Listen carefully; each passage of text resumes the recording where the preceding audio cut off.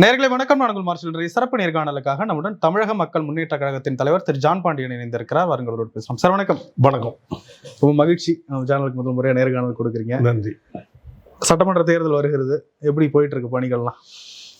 நாங்கள் வேலையை ஆரம்பிச்சிட்டோம். ஒவ்வொரு டிஸ்ட்ரிக்டும் மாநாடு போட்டுருக்கோம், பொதுக்கூட்டம் போட்டுட்ருக்கோம்.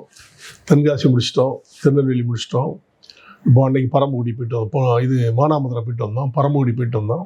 28ஆம் தேதி திருச்சி. இது ஒவ்வொரு மாவட்டமாக நான் போயிட்டுருக்கேன். என்னுடைய பிரச்சாரத்தை ஆரம்பிச்சிட்டேன். களம் எப்படி இருக்கு? மக்கள் என்ன சொல்கிறாங்க? களம் ஒரு ஆட்சி மாற்றம் தேவை என்பதை மக்கள் தெளிவாக சொல்லிகிட்டு இருக்காங்க. எல்லாம் நான் பொதுவாகவே விசாரிப்பேன். எதிர்கட்சி திமுக காரங்கிட்டையும் விசாரிப்பேன். நிறைய நண்பர்கள் இருக்காங்க கொண்டு விசாரிப்பேன். இல்லைன்னா ஆட்சி மாற்றத்தை மக்கள் விரும்புகிறாங்கிறத மக்கள் மனதில் இருக்குது, தெளிவாகவே இருக்குது. நிறைய திட்டங்கள் அறிவிச்சிருக்காங்க, நிறைய சலுகைகள் கொடுத்துருக்காங்க. 1000 ரூபா, இப்போ 5000 ரூபா, ஆட்சிக்கு வந்தால் 2000 ரூபா, பெண்களுக்கு இலவச பேருந்து பயணம். திமுக ஆட்சி மேலே பெரிய அளவுக்கு ரொம்ப சார்பு நிலை தான் இருக்குன்னு சொல்கிறாங்க. அவங்க சொல்கிறது இமேஜ் எப்படி சொல்கிறாங்கன்னா, இப்போ பணம் கொடுக்குறாங்கல்ல.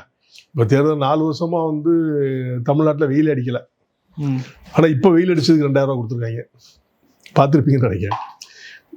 கோடையை முன்னிட்டு 2000 ரூபா எப்பவுமே ஆண்டுக்கு போட்டிருக்காங்க. இப்போ 4 வருஷம் வெயில் அடிக்கல, குளிர் தான் அடிச்சுது. அதனால அதில் கொடுக்கல. இப்போ வெப்பம் இப்படி தான் மக்களை கவர் பண்ணி பணம் கொடுத்து மக்கள்கிட்ட ஓட்டு வாங்கலாம். அப்படி ரொம்ப தப்பு. பணம் கொடுக்குறது தவறு தவறு தவறு தவறு தவறு இல்லைன்னே சொல்லலாம். எடப்பாடி ஐயாவும் 10,000 தரேன்னு சொல்றாங்க. அவங்க சொல்லும்போது அப்புறம் இவங்களும் நாங்களும் கொடுப்போம்னு சொல்லத்தானே செய்யணும். அதையும் தவறுன்னு சொல்லல.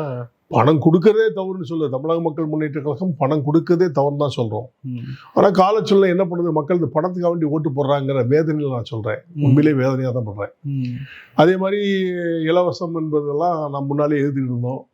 இருந்தாலும் தவிர்க்க முடியாத சூழ்நிலை, மக்கள் அதை எதிர்பார்க்காங்கிறனால அதை எதிர்பார்ப்புக்கு ஏற்ற மாதிரி எல்லாம் கொடுக்குறாங்க. ஆனால் ஓட்டு போடுறது யாருக்கு போடுவாங்கிறது மக்கள் டிசைட் பண்ணுவாங்க. அதனால தான் அவங்க எவ்வளோதான் நீங்கள் அள்ளி கொடுத்தாலும் எல்லாமே நம்ம பணம் தானே, வரி பணம் தானே. அவங்க கையிலேருந்து யாரும் காசு கொடுக்கலையே. இப்போ நிறைய கடன் சுமை திமுகவுக்கு இருக்குது, நிறைய கடன் வாங்கிட்டோம் அப்படிங்கிற மாதிரி சொல்லி சட்டமன்றத்தில் பேசிட்டு இப்போ 7000 கோடி எந்த பணத்துலேருந்து எடுத்து கொடுத்தாங்க? 5000 கொடுத்தாங்களா? வீட்டுக்கு 5000, 7000 கோடி காலியாக இருக்குது. ஸோ கடத்துக்கு மேலே கடன் நீங்கள் மக்கள் மேலே தானே பழு வைக்கிறீங்க. இந்த மக்கள் அதை புரிஞ்சுக்கிற மாட்டேங்காங்க. தான் உண்மை. நம்ம பணத்தை தான் நம்ம கொடுக்குறாங்க அப்படிங்கிறத இவங்க திங்க் பண்ண மாட்டேங்காங்க. அதனால நாங்கள் ஜெயிச்சிருவோம் அப்படிங்கிறது அவங்களுடைய கான்செப்ட். பணம் காலத்தில் திமுக மேலே அதிருப்தி இருக்கா பார்க்குறீங்களா? அது மாதிரி 100% நீங்களே விசாரிச்சீங்க. எதில் அதிருப்தி இருக்கு? என்ன எதனால? எதுவுமே செய்யலைங்கிறது ஒன்று. அது மாதிரி இந்த நிறைய பாலியல் தொந்தரவுகள், இந்த மாதிரி நிறைய திமுக அட்ராசிட்டி நிறைய இடத்துல திமுக காரங்க அடிக்கிறது முக்கியம். அது மாதிரிலாம் பெருசாக நியூஸ் அந்த மாதிரி தெரியும். ஏன் இல்லை, நீங்கள் பார்க்கல நினைக்கிறேன். நிறைய நியூஸ் வந்திருக்குல்ல. பலாத்காரம் பண்ணல திமுக 2-3 பேர் உள்ள போயிருக்காங்க. எல்லாம் நீங்க பார்க்கலையா? நீங்க மீடியால பார்த்து காலத்துல நடக்கலையோ? அதிமுக நீங்க ஒண்ணுமே இல்லைன்னு சொன்னீங்க. அதுக்கு தான் நான் கவுண்டர் பண்றேன். பாலியல் பலாத்காரம் அதிமுக அதிகமா நடந்துச்சா சொல்லுங்களேன். உங்களுக்கு தெரியாதா? இல்லையே. கட்சியில் சம்பந்தப்பட்ட ஒருத்தருடைய உறவினரே மாட்டினதெல்லாம் உங்களுக்கு தெரியாதா? 1-2 இருக்கும். இங்க ரெகுலரா டெய்லியில ஏதாவது ஒன்று நடந்துகிட்டே இருக்குது. டெய்லி வாட்ஸ்அப்ல வந்துட்டு தான் இருக்குது. நம்ம மீடியால பாக்குறது தானே. இது உண்மையா பொய்யான்னு மீடியாக்காரங்க தான் சொல்லணும். மீடியா பார்த்து தான் நாங்கள் பேச வேண்டிய நிலை ஆகிப்போச்சு. அதே மாதிரி காவல்துறையில் அட்டுழியங்கள் நிறைய ஃபால்ஸ் கேஸு நிறைய போடுறாங்க நிறைய இடத்துல. அது நிறைய வந்துக்கிட்டு இருக்குது. அதே மாதிரி எதுக்கு எடுத்தாலும் போலீஸ் ஸ்டேஷனில் பஞ்சாயத்து நடக்குது. அதனால் மக்களுக்கு, ஏழை மக்களுக்கு அவங்க உதவி செய்யலை. நிறைய இடத்துல தீக்குளிச்சுக்கெல்லாம் பார்த்துருப்பீங்க. தீக்குளிக்க போகிறது, அப்புறம் கலெக்டர் ஆஃபீஸ் போகிறது, தீக்குளிக்க போகும்போது இது பண்ணுறதெல்லாம் நிறைய கோயம்புத்தூர் நடந்துச்சு, திருநெல்வேலி நடந்துச்சு. இப்போ ஒவ்வொரு மாவட்டத்தில் இப்படி நடக்குது. காரணம் என்ன? அப்போ நீதி சரியாக இல்லை அப்படிங்கிறத, நியாயம் கிடைக்கலைங்கிறதுனால தான் அந்த மக்கள், ஏழை மக்கள் தான், நல்லா போச்சுங்க, ஏழை மக்கள் தான் அந்த மாதிரி நிலைக்கு வர்றாங்க. அப்படிலாம் சில குறைகள் நிறையவே இருக்குது. அதன் அடிப்படையில் இந்த 5 ஆண்டுகளில் மக்களுக்கு என்ன சாதனை செஞ்சாங்கன்னா எனக்கு ஒன்றும் நீங்கள் சொல்கிற மாதிரி எனக்கு ஒன்றும் தெரியலை. மக்கள் என்ன செஞ்சாங்க அதான் நீங்கள் சொல்லுங்கள், நானும் தெரிஞ்சுக்கிறேன். ஏதாவது அதை செஞ்சாங்க. இந்த பணம் கொடுக்க வச்சு 1000 ரூபா கொடுத்தது அதை சொல்லக்கூடாது. என்ன மக்களுக்கு செஞ்சாங்க? நீங்கள் உங்களுக்கு தெரிஞ்ச மீடியா தானே, நீங்கள் சொல்லுங்களேன். ஆசிரியர்கள் போராட்டம், வாக்குறுதி கொடுத்து ஏமாத்திட்டாங்க. பென்ஷன் திட்டம் ஏமாத்தி கொடுத்துருக்காங்க சார், நிறைவேற்றிட்டாங்க. நிறைவேற்றிருக்கே அறிக்கை தானே கொடுத்துருக்காங்களா? எங்க கொடுத்தாங்க? செயல்படுத்தும் சொல்றாங்க. செயல்பட ஆட்சி மாறினா செயல்படுத்தும் இருக்காங்க. அவங்க பண்ணுவாங்க. இப்ப 5 வருஷமா செய்யாத இப்ப செய்வாங்களான்னு கேட்க. இப்ப சட்டமன்றத்தில் சொன்னாங்க, நாங்க அதை செய்ய போறோம், இதை செய்ய போறோம், அதை உடனே செய்ய போறோம். நிறைய தேர்தல் வாக்குறுதியை நிறைவேற்றல. இது வரைக்கும் அவங்க சொன்னது ஒண்ணு டாஸ்மாக் விஷயமே நிறைவேற்றலையே. படிப்படியா குறைப்போன்னு சொன்னாங்களா? இந்த டைம் சொல்லி அவங்க 2016 சொன்னாங்க. கேளுங்க. 21 நீங்க சொல்லுங்க சார். கேட்டது வாக்குறுதியை தான் கேட்டீங்க. அவங்க கொடுத்த வாக்குறுதி தான் 2021 சொல்ல அவங்க. அதனால நம்ம நிறைவேற்ற மாட்டாங்க. கோர்ட்டே ஆர்டர் போட்டு திரும்பல. கோர்ட்ல இவங்க என்ன சொன்னாங்க? அபிடேவிட் ஃபைல் பண்ணாங்க. போக போக குறைய நான் குறைச்சி நம்ம டாஸ்மாக் எல்லாம் மூடுவோம்னு சொன்னாங்க. எங்க செஞ்சாங்க? கோர்ட்டு சொன்ன உத்தரவு மீறினாங்களா இல்லையா? சொல்லுங்க. பெரிய அளவுக்கு அதிருப்தி தான் இருக்கு. எந்த ஊர்லங்க ஒரு நீதிபதி வேலை போய் பாராளுமன்றத்தில் போய் எல்லாரும் சேர்ந்து அவரை நீக்கணும்னு சொல்லி கொடுக்க இந்த சரித்திரம் உண்டாங்க? ஒரு நீதிபதி அந்த தைரியம் திமுக அரசுக்கு வந்திருக்கு, அப்படி புரிஞ்சுக்கலாம்.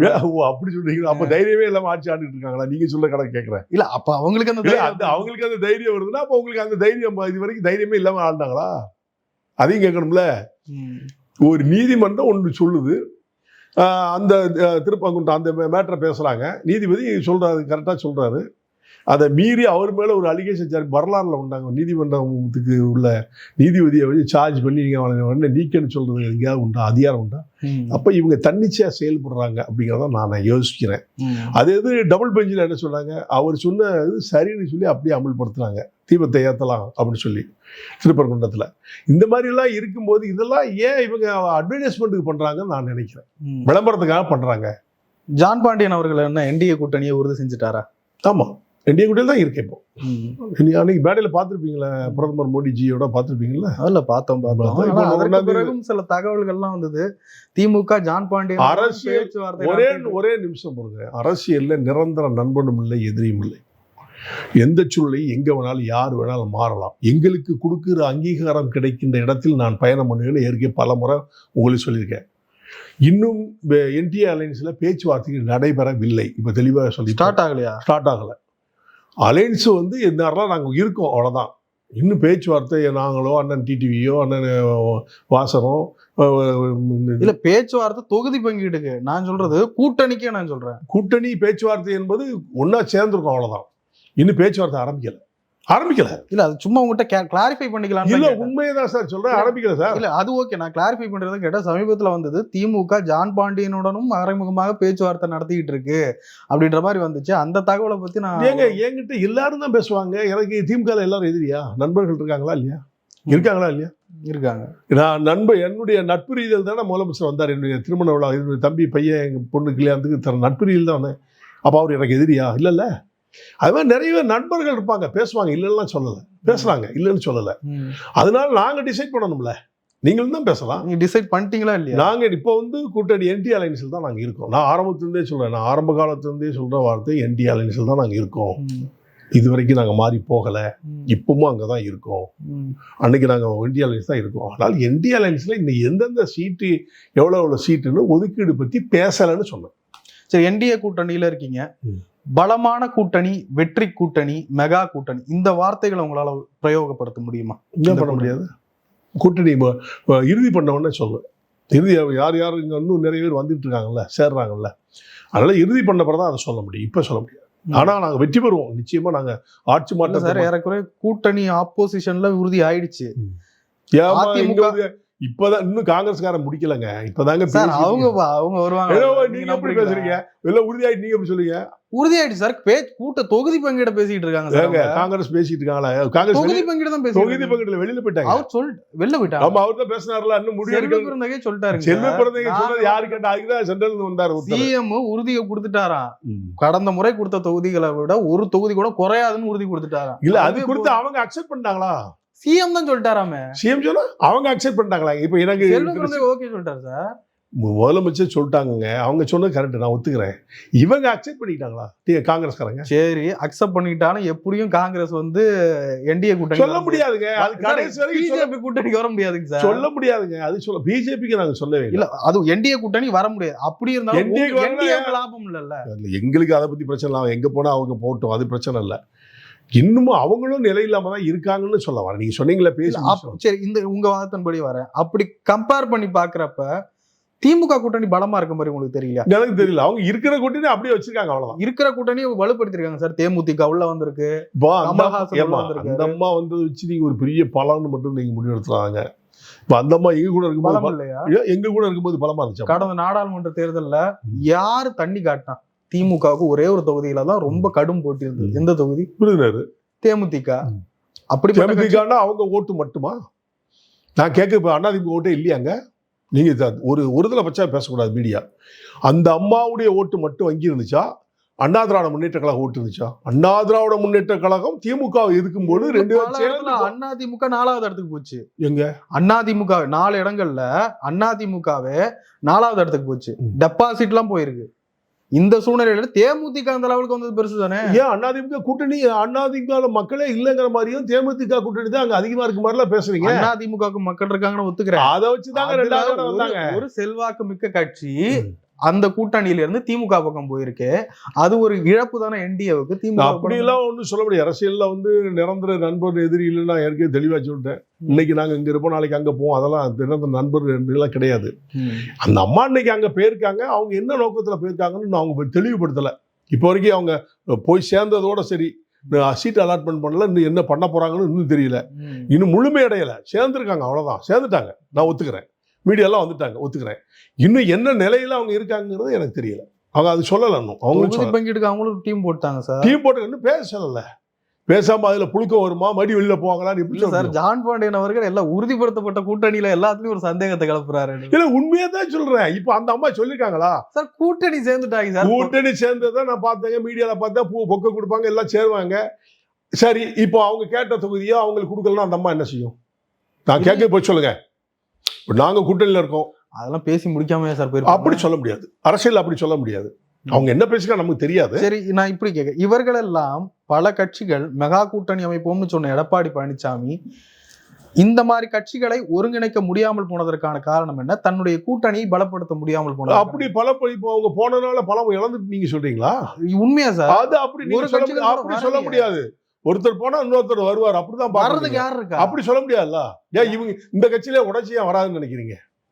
அப்படி ஒரு கேள்விக்குறி இருக்கு. எலெக்ஷனே வந்துருச்சுங்க சார். வரட்டுங்க, எப்ப வேணாலும் என்ன வேணாலும் நடக்குங்க. நீங்க புரியாம பேசுங்க. அரசியல் தான் அதாங்க. நாளைக்கு கூட மாறும், நாளை கழிச்சு கூட மாறும். அதனால அதை நீங்க டிசைட் பண்ண. யாரும் எங்கேயும் போலாம், யாரும் வரலாம். இனியும் கூட்டணிகள் மாறலாம். இங்க இருந்தாங்க போலாம், அங்க இருந்து சொல்ல முடியாது. அரசியல் அப்படித்தானங்க. அரசியல் அதுதானே. உறுதிப்படுத்தல, 2 பேரும் உறுதிப்படுத்திருக்காங்க இந்த கூட்டணியில நாங்க இருக்கோம்னு சொல்லி. இந்த பேச்சுவார்த்தைன்னு ஒண்ணு இருக்குல்ல. முஸ்லீம் முன்னேற்ற கழகம் அவரு லத்தீப், நான் 3 தொகுதி 4 தொகுதிங்க, அவரு வெளியில போறாரா இல்லையான்னு அவரே சொல்ல முடியல. கொள்கை கூட்டணியோ என்ன கூட்டணியோ இப்படி ஒவ்வொருத்தருடைய கான்ட்ரோவர்சஸ் இருக்குல்ல. பிஜேபி எதிர்ப்புக்காக ஒண்ணு சேர்ந்திருக்காங்க. அவங்க பெரும்பாலும் சீட்டுக்காக சேர்ந்த மாதிரி தெரியல. அப்படிதான் சொல்றாங்க. இருக்கலாம். ஆனா சொல்ல முடியாது. தனிச்சிருந்தாலும் ஆட்சி பண்ணலாம். அது எப்படி நான் சொல்ல முடியும்? டிசைட் பண்ற வரைக்கும் நீங்கள் நானும் பேசவே முடியாதுங்க. பெரும்பாலான கருத்து கணிப்புகளுமே இதுக்கு முன்னாடி கொஞ்ச நாளுக்கு முன்னாடி வந்த கருத்து கணிப்பு திமுகவுக்கு ஆதரவா தான் வந்துகிட்டு இருக்கு. பாத்தீங்கன்னா நீங்க எல்லாம் மீடியா அவங்களுக்கு தான் சப்போர்ட் பண்ணீங்க. மீடியா பூராமே இப்போ அதிமுக சப்போர்ட் பண்ணீங்க. திமுக இருக்கும்போது திமுக தான் மீடியா ஃபுல்லா சப்போர்ட் பண்ணீங்க. நீ உங்க கருத்து கணிப்பு தானே சொல்றீங்க. திமுக தான் வரும், திமுக தான் வரும். படம் கொடுத்து பூரா அட்வர்டைஸ்மெண்ட் பாப்பீங்களா? தினத்தந்தி, தினமலரை பாருங்க. வரலாறு இல்லாத அட்வர்டைஸ்மெண்ட் வந்துகிட்டு இருக்கு. அந்த சாதனை, இந்த சாதனை சொல்லி பயம், தோல்வி பயம். நல்ல ஞாபகம் வச்சுங்க. ஏன் என்டிஏ கூட்டணிக்கு மக்கள் வாக்களிக்கணும்? ஏன் என்டிஏ கூட்டணிக்கு மக்கள் வாக்களிக்கணும்? ஏன் திமுக அளிக்கணும் சொல்லுங்க. தமிழ்நாட்டுல பாஜக உள்ள நுழைஞ்சிடக்கூடாதான். யார் சொல்றா? சமூக நீதி ஆட்சி, மதசார்பு எப்படி இந்த பெரியார் மண்ணுல, பெரியார் மண்ணு வெங்காயம் பண்ணலாம் தூர விடுங்க. பெரியாரை பத்தியே பேசாங்க. அவங்களுக்கு அவங்க கடவுள், எங்களுக்கு அவருக்கு கடவுள் இல்லை. பெரியாரை பத்தியே பேசிதாங்க நாடை அழிச்சுக்கிட்டு இருக்கீங்க. பெரியார் அவர் செய்ததெல்லாம் நிறைய பச்சையா பேசிட்டேன். அதை பேச வேண்டாம். இனிமேல் பெரியார் இருந்ததுனாலதான் இன்னைக்கு பல பேர் வந்து பேச முடியுது. அப்படிலாம் வாய்ப்புட்டா போட்டுருந்தாங்க எல்லாருக்கும். பெரியார் இல்லாம மக்கள்லாம் வாய்ப்புட்டு போட்டு வீட்டுல இருந்தாங்க. நீங்க சொல்றேன். பெரியார் இல்லாத போது, பெரியார் இருக்கும்போது இந்த நேரம் எல்லா கிராம மக்களும் வாய்ப்புட்டு போட்டு பூட்டியா வச்சிருந்தாங்க. பேசவே இல்லையோ? நீங்க சொல்றது கேட்கறேன். ஏங்க திராவிட கட்சிகள் பூஸ்ட் பண்ணி எல்லாம் ஒன்னா கூட்டு ஒரே கூட்டையில மண்ணடிச்சுக்கிட்டு இருந்தீங்க. அவர் 2ஆ பிரிஞ்சிங்க. அண்ணா திராவிட முன்னேற்ற கழகத்தில் போறாரு. அதுல இருந்து எம்ஜிஆர் பிரிஞ்சாரு. எம்ஜிஆர் அண்ணா திராவிட முன்னேற்ற கழகம் போனாரு. இப்படிதான் சரித்திரம் சொல்லுது. புரியுதா உங்களுக்கு? அதுல யாரும் பெரியாரை பத்தி பேசவே இல்லை. இப்ப இந்த 5 வருஷம் ஆட்சியில் தான் கலைஞர் கூட பெரியாரை பத்தி அதிகமா பேசல. ஞாபகம், கலைஞர் கூட இத்தனை வருஷம் ஆட்சி ஆண்டிருக்காரு. அவரு கூட அதிகமா பேசல. அதிகமா பேசுறது இப்பதான். பெரியார் வேற வழி இல்லை, பேசுறதுக்கு வார்த்தை இல்லை. அவரை சொல்லி பேசிக்கிட்டே இருப்போம்னு பேசிட்டு இருக்காங்க. இதுதான் உண்மை. எடுபடுது இல்ல. என்னதான் எடுபடுது? அவங்க கட்சியில எடுபடும். அவங்கதான் சார் அவங்க கட்சியில எடுபடும். அதுக்கு நாங்க என்ன செய்ய முடியும்? நான் எதுக்குறேன், அதனால அந்த மக்கள் எனக்கு ஓட்டு போட மாட்டாங்களா? அப்படிலாம் கிடையாது. அவர் செய்த நன்மையை சொல்லுங்க, துன்மையும் சொல்லணும். நன்மை என்ன செஞ்சாருன்னு யாருக்கும் தெரியல. நீங்க சொல்லு அவருக்கு தான் நீங்களா பேசுறீங்கன்னு சொன்னா இது தப்பா இல்லையா உங்களுக்கு? அப்ப நாங்க பேச ஊமையா உட்காந்துட்டு ஊர்ல அது தவறு இல்லையா நீங்க சொல்றது? சரி, என்டிஏ கூட்டணிக்கு ஏன் ஓட்டு போடணும்? இன்னைக்கு இந்தியா ரீதியில உலக இந்தியாவை ஆண்டுகிட்டு இருக்கிறது என்டிஏங்க. இந்தியாவை ஆண்டுகிட்டு உலக ரீதியில இந்தியாவை முதன்மையா கொண்டு வரணுங்கிறதுல கான்செப்ட்ல துரிதமா வேலை செய்து பாரத பிரதமர் மோடிங்க. அவர் எல்லா நாடும் விரும்புறாங்க. எல்லா உலக நாடுகளும் அவர் விரும்புறாங்க. தமிழ்நாடு மட்டும் பத்தி பேசாங்க. எதுக்கு போடணும்னு கேட்டீங்களா? அதுக்கு சொல்ல வரேன். அவர் செய்த நன்மை, அவர் ஒரு கரப்ஷன் நீங்க உங்களால சொல்ல முடியும், மீடியாவில் சொல்ல முடியுமா? அவர் ஒரு கரப்ஷன் அப்படின்னு சொல்ல முடியுமா? பாரத பிரதமர் உங்களால சொல்ல முடியுமா? குற்றச்சாட்டுகளே வரலையா? சொல். நான் கேட்க லஞ்சலாவியம் வாங்கியிருக்காரா? அவரு பல கோடி ரூபாய் சம்பாதிச்சிருக்காரா? அவருக்குன்னு எது சேர்த்திருக்காரா? அவருக்குன்னு சொந்த வீடு வாங்கியிருக்காரா? அவருக்கு நிலப்பலங்கள் இருக்குதா? எதுவுமே இல்லாம நிராயுத பாணிய சாமியாரா அலைகிற பாரத பிரதமரை பார்த்து நீங்க என்னன்னு கேட்கறீங்களா? உங்களை நான் என்ன சொல்றது? இல்ல, நாங்க இதுக்கு முன்னாடி இந்த பிரதமர் எத்தனை லட்சம் கோடிகள் கொள்ளையடிச்சாங்கன்னு லிஸ்ட் போட்டு மாநிலங்கள்ல தமிழ்நாட்டுல தமிழ்நாடு நீங்க எதுக்கு ஓட்டு போடணும்னு கேட்டீங்க. அதுக்கு சொல்லும்போது இங்க வரீங்க. இல்ல, அதைத்தான் நான் கேட்கிறேன். மற்ற மாநிலங்கள்ல இருக்கிற மாதிரி சிறுபான்மையின மக்களுக்கு பாதுகாப்பு இல்லாம இருக்கிறாங்க. ஏன் இல்லங்கிற நீங்க சிறுபான்மை மக்கள் ஏன் இல்லன்னு கேக்குற? அது இல்லாத மாதிரி ஒரு பூஸ்டப் பண்றாங்க. மணிப்பூர்ல நடந்தது பாத்தீங்க? தமிழ்நாட்டுல மணிப்பூர்ல நடந்தது பாத்தீங்க? இந்த மணிப்பூர் தெரிய சொல்லிட்டு தமிழ்நாட்டுல நடக்கலையா? என்ன நடந்தது? கற்பழிப்பு நடக்கலையா? ஸ்டூடெண்ட் ஐடி பிள்ளைங்க ஒரு ஊரே கொளுத்துறாங்க. ஏங்க ஊரே கொளுத்து? உங்களுக்கு எனக்கு தெரியுமா? பேப்பர் நியூஸ் அதைத்தான் பார்த்தோம். இன்னைக்கு ஆட்சி ஆடிட்டு இருக்காரு. இன்னைக்கு பிஜேபி தாங்க ஆண்டிட்டு இருக்கு. என்னங்க பேசுறீங்க நீங்க? மணிப்பூர் ஆண்டுகிட்டு பிஜேபிங்க. அதான் தெரியுமா தெரியாதா? எவ்வளவு போராட்டம் பண்ணா அதோட மக்கள் ஏத்துக்கிட்டாங்க. நீங்க இவ்வளவு பேசுறீங்க. இன்னைக்கு ஆட்சி யாரு? பிஜேபி ஆட்சிங்க. போன கிறிஸ்துமஸ் அப்ப பாத்தீங்களா தேவாலயங்களை உடைச்சு ஒரு இன்சிடென்ட் வச்சு பேசுறீங்க. நான் இப்ப கேட்கும் போது பதில் சொல்ல முடியுது. தமிழ்நாட்டுல இது மாதிரி பாதுகாப்பு இல்லாத சூழ்நிலை இருக்கா? தமிழ்நாட்டுல இது மாதிரி அதான் பெண்கள்லாம் கற்பழிச்சு கொள்றாங்களோ? பாதுகாப்பு இல்ல. ஒரு சில பகுதியில் நடக்க இல்லைன்னு மட்டும் சொல்றாங்க. இருக்கு, எல்லா ஆட்சிகள்லையும் இது மாதிரி நடக்கும். ஆனால் ஒரு மணிப்பூரை பத்தி பேசுறீங்க. நான் ஒரே கேள்வி கேட்டேன். இப்ப நான் ஆண்டுகிட்டு இருக்கிறது யாருன்னு கேட்டா இன்னைக்கு ஆட்சியாளர் யார்? மணிப்பூர்ல பிஜேபி. அப்ப அந்த மக்கள் ஏத்துக்கிட்டு தானே ஒரு மோசம் கிரியேட் பண்ணி உட்கார வைக்கிறாங்க. அப்புறம் எப்படி நீங்க அதே மணிப்பூர் தமிழ்நாடு பேசுற, அங்க போயிருங்க, அங்க பேசுற, இங்க வந்துருக்கீங்க? நம்ம ஊரை பேசுங்க, நம்ம ஊரை மட்டும் பேசுங்க. எதுக்கு வாக்களிக்கணும்? அவர் செய்த நன்மைக்கு வாக்களிங்கன்னு சொல்றேன். இந்த நாட்டுக்காக பாடுபடுறாரு பாருங்க, அதுக்கு வாக்களின்னு நான் கேட்கிறேன். ஒரு நல்ல மனிதர் பாரத பிரதமர். இது வரைக்கும் வரலாறுல ஜவஹர்லால் நேரு காலத்திலிருந்து காங்கிரஸ் ஆட்சி 65 ஆண்டுகள் 70 ஆண்டு ஆண்டுக்கான தவிர ஒரு ரோட்ல நீங்க ஒழுங்கா போக இன்னைக்கு போறீங்களா? சர்ன்னு பறந்து போறீங்களா? அந்த ரோடெல்லாம் யார் போட்டதுங்க? வாஜ்பாய் கவர்மெண்ட்ல தங்க நாற்காலி சாலைன்னு சொல்லி பிஜேபி கவர்மெண்ட் போட்டது. ஞாபகிங்க. அதுல இருந்து தொடர்ந்தது தான் இன்னைக்கு உலக நாடுகள் ஃபுல்லா பாருங்க சருப்புன்னு நம்மளாம் போறது. ஒத்தடி பாதையில போன மாதிரிலாங்க போனோம். ஆக்சிடென்ட் எவ்வளவு நடந்துச்சு? இன்னைக்கு அவ்வளவு இல்லையே. அது காரணம் ரோடு தானே காரணம். புறவழிச்சாலையெல்லாம் எப்படி இருக்குது? இன்னைக்கு ஹைவேஸ்ல எப்படி இருக்குது? இதுக்கெல்லாம் யாரு கொண்டு வந்த அந்த திட்டத்தை? பிஜேபி தான் கொண்டு வந்துச்சு. 60 ஆண்டு ஆண்ட காங்கிரஸ் கொண்டு வரல. காங்கிரஸ்காரங்க சிதம்பரத்துல இருந்து எல்லாம் ஓடியா கொள்ளையடிச்சு வெளிநாட்டில் கொண்டு பந்து பண்ணி ஜாலியா உட்காந்துட்டு இருக்கானுவோம். இதுதான் நடந்த நன்மை. அதுக்கு நீங்க ஏதாவது பதில் சொல்ல முடியுதா? காங்கிரஸ்காரங்களை பத்தி பேசலாம், நிறைய பேசலாம்.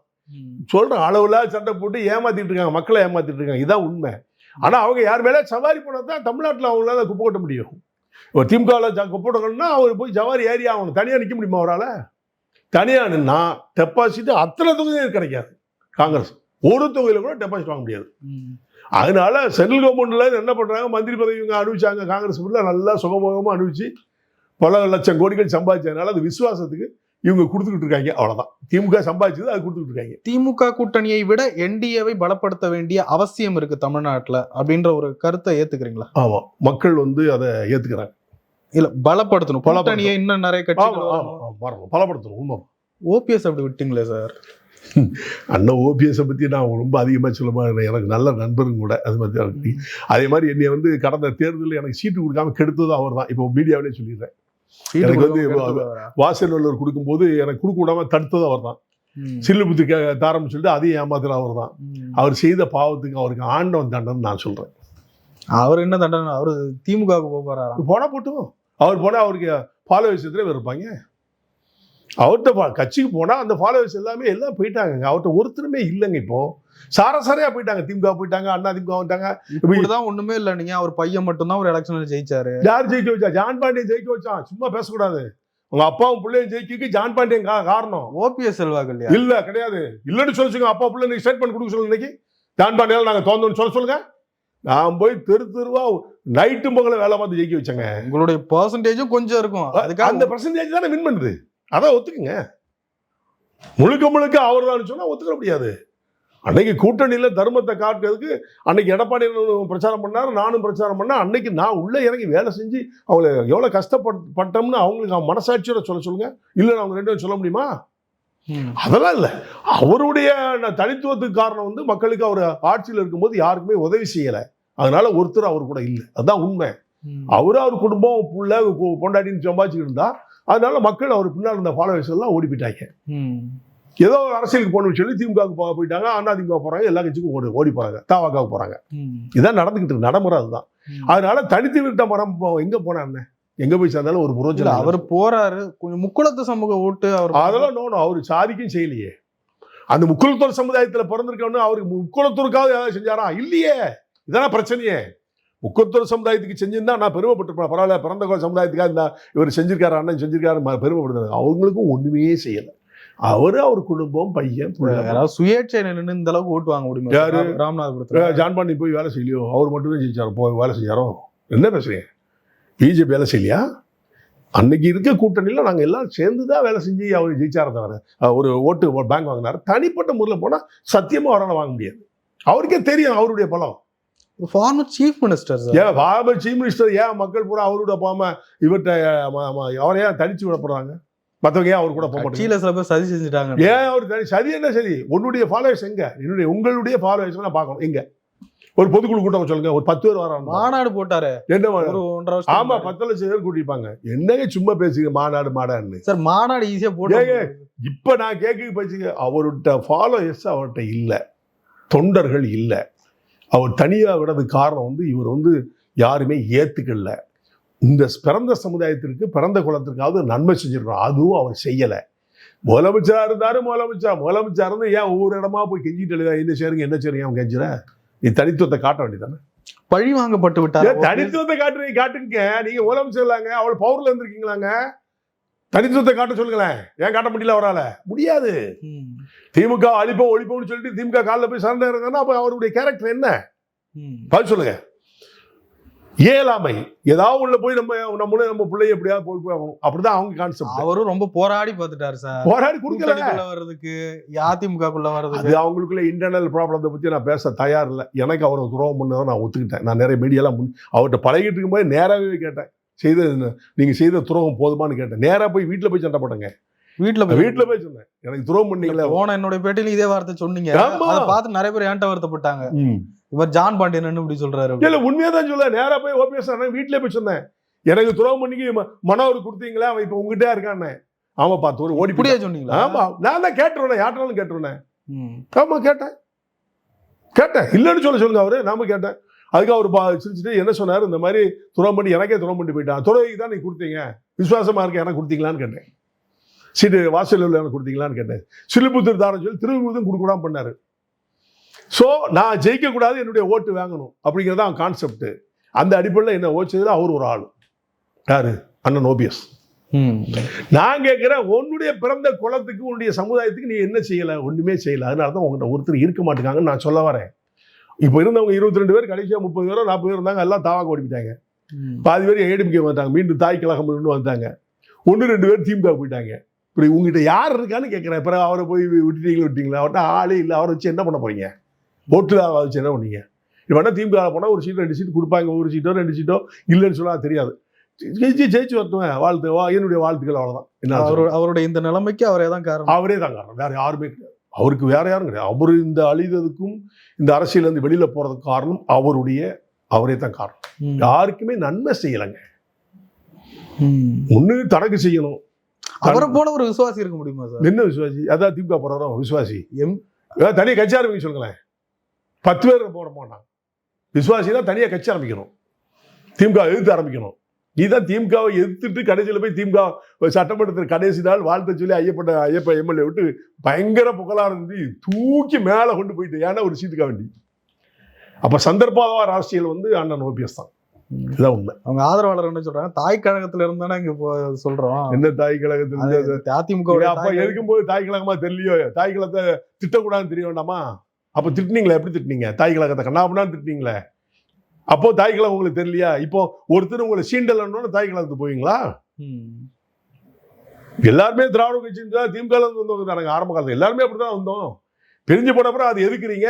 இப்போ நானே இப்போ திமுக எதுக்குறேன், நாளைக்கு அவங்களோட விட்டு வர மாட்டேனா? சொல்ல முடியாதுல்ல. அரசியல்ல நல்லது கல்லது நடக்கும். ஆனா இவங்க அப்படி இல்லை. எங்களுக்கு எதிரியே அப்படின்னு சொன்னா, நான் திமுக எதிரின்னு சொல்லல. புரியுதா உங்களுக்கு? அவங்க எதிரினே சொன்னாங்க. எதிரியோட போய் உறவுன்னா நீ துரோகி இல்லை.